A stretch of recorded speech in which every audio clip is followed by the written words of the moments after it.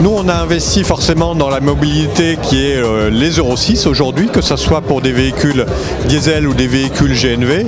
Le GNV permet de passer du fossile au renouvelable grâce au biométhane et on voit que les autorités organisatrices sont assez sensibles à ça puisqu'ils peuvent être eux-mêmes producteurs de leur énergie renouvelable décarbonée localement, que ce soit au niveau du rural pour les régions avec la méthanisation au niveau de l'industrie agroalimentaire ou de l'agriculture et de l'élevage.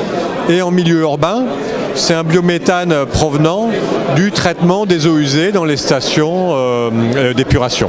Donc voilà une première filière décarbonée qui se met en place, c'est celle du biométhane.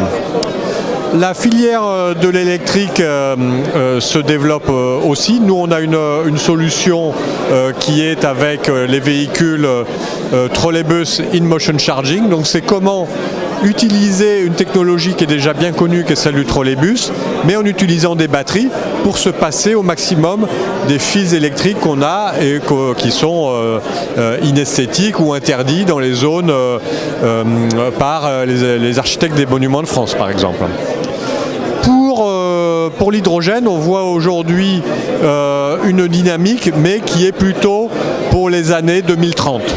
En tant que maturation de la filière et en tant que, je dirais, équilibre économique de la filière, on voit qu'elle se positionnera un petit peu plus tard.